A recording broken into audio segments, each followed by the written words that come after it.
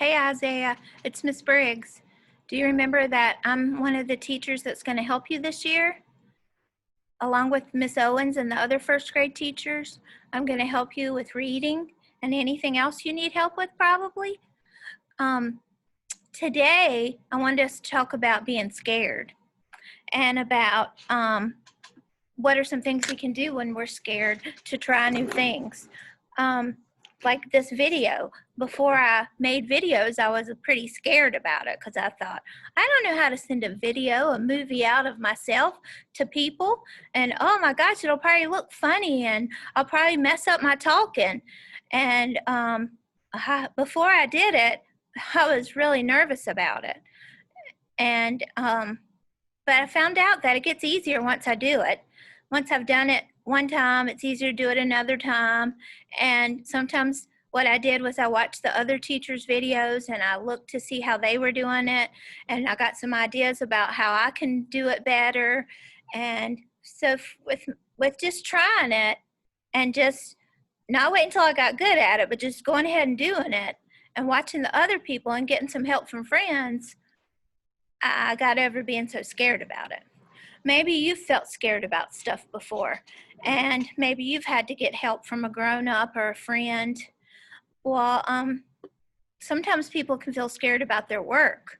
They can be scared to ask for help, and they can be scared to try new things because they don't think they'll be good at them.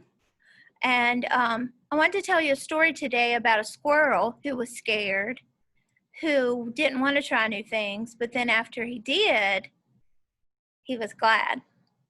The name of this story is Scaredy Squirrel. And I don't have a book for you to look at. I'm just going to tell you the story. I'm just going to be a storyteller. Once upon a time, there was a little squirrel who lived in a nut tree. And he was perfectly happy there because he was scared to go out of there. He was scared to leave his tree. He thought, I have everything I need here. I have nuts.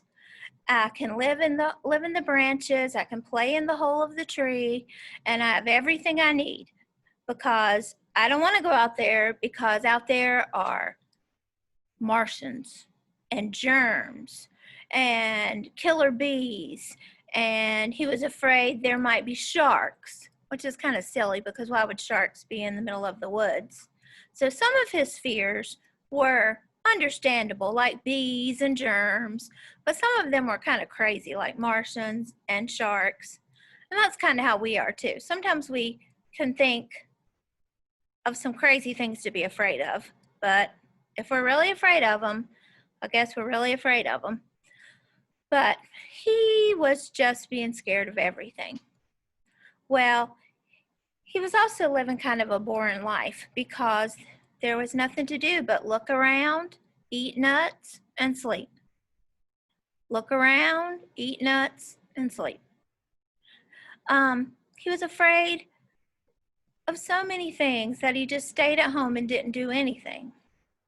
Well, one thing he did have, because he was so scared, was he made himself an emergency box, which I thought this was smart. When you're afraid of something, you should be prepared. So in case, like if you know you're going to make mistakes, you should buy erasers for your pencils. If you know you're going to not know how to spell words, then you get a dictionary. Or you find a friend to help you work through the word. Or you think of a word you know that it sounds like. Well, he got a box and he called it his emergency kit. And he filled it with things he might need, like Band-Aids. And he might need a mask like we wear because we're afraid of germs too. He had gloves. He had a parachute in case he ever fell out of his tree. He was scared of poison ivy, so he had some calamine lotion to help if he ever got poison ivy. He had all kinds of things in his medical box, his emergency kit. Well, one day when he was holding the emergency kit, he dropped it. He dropped it out of the tree. So he panicked and he didn't know what to do. So he jumped out of the tree after it. Well, he couldn't put on his parachute because it was in the box. So he just kind of fell And you know what? Squirrels can glide. They just get a little bit of air beneath the skin of their arms. It kind of flaps out, and they just kind of glide. It looks like they're flying squirrels, but they're not really flying like birds fly. But it's just the way squirrels were meant to move. They can glide from tree to tree. And so it was wonderful. He loved it. He was so happy. He was overjoyed. He felt a little adventurous. He was going out into the unknown, and he didn't fall. He didn't get hurt. He just did what he was meant to do. And while he was there, he found out he kind of liked it. He could look around. He could go to the pond. He could visit other nut trees. He could find other friends. And he thought, you know what? I didn't even have my parachute, and I'm fine.